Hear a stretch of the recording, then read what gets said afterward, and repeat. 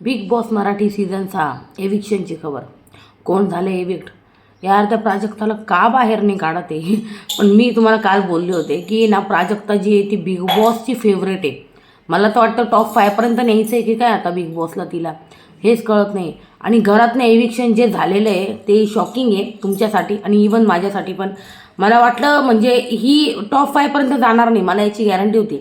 पण ॲटलिस्ट मी म्हणलं जेव्हा 6-7 राहतील ना तेव्हा हिचं एविक्शन होईल. पण अनएक्सपेक्टेड शॉकिंगली आता बिग बॉस आहे ना, बॉटमचे जे टॉप 3 असतात ना, बॉटमचे खालचे 7, 6, 5 त्यांना काढत नाही, तर 1, 2, 3 नंबरवर राहताना त्यांना उडवत आहे. नवीन धरलं आहे नवीन.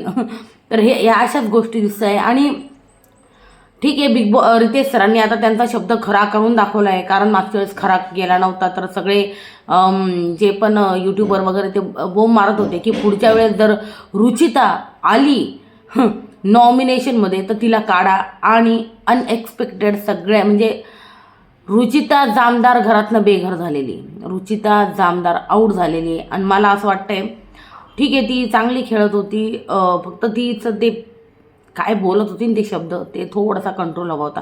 कारण ती कोल्हापूरचे मी आता एक रिसेंटली सोनाली पाटीलचा एक व्हिडिओ पाहिला तर ती म्हणे कोल्हापुरी लोक हे सगळे शब्द वापरतात. पण कोल्हापूरचे बहुतेक कंटेस्टंट येऊन गेले, सोनाली स्वतः असो किंवा मग DP दादा असो, यांनी कधीही कोणतेही असे शब्द वापरले नाही. पण ही खूप काय बोलून जायची, करकटे काय हे काय. बरं ठीक आहे, पण या सगळ्यामधून मी याच्यावर तुमच्याशी ना सविस्तर चर्चा करणार आहे थोड्या वेळाने. पण रुचिता जामदारचं एविक्शन जे आहे ना घरातून झालेलं आहे. आणि मला एकंदरीत वाटतंय का ते ठीक झाले, ते बरोबर झाले.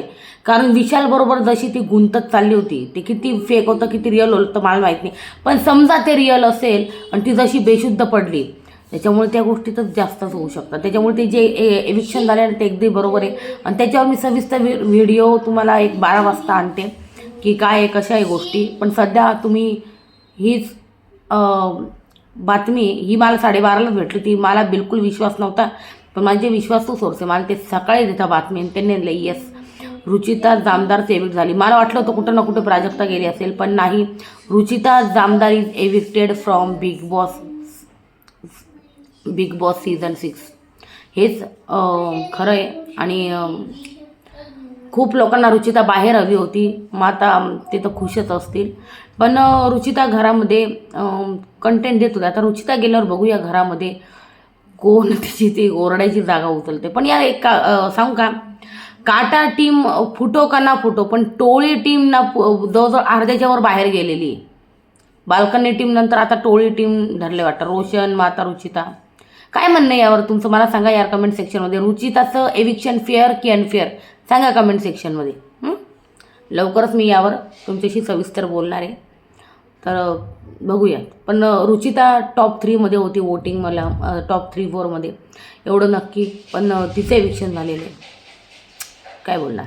ठीक आहे, पण मला वाटतं तिच्यासाठी ते बरं आहे. जशी ती विशालमध्ये इन्वॉल्व्ह होत चालली होती तिच्यासाठी चांगलं होतं. सो चांगलंच केलेलं आहे त्याप्रमाणे, म्हणजे तो विचार केला तर हे चांगलं झालेलं आहे. आणि तुमचं यावर काय म्हणणं आहे, तिचं एविक्शन फेअर की अनफेअर मला सांगा कमेंट सेक्शनमध्ये. आणि तुम्ही खुश असाल तर लाईक करा बाई, रुचिता जामदार घरातनं एविक्ट झाली त्याबद्दल.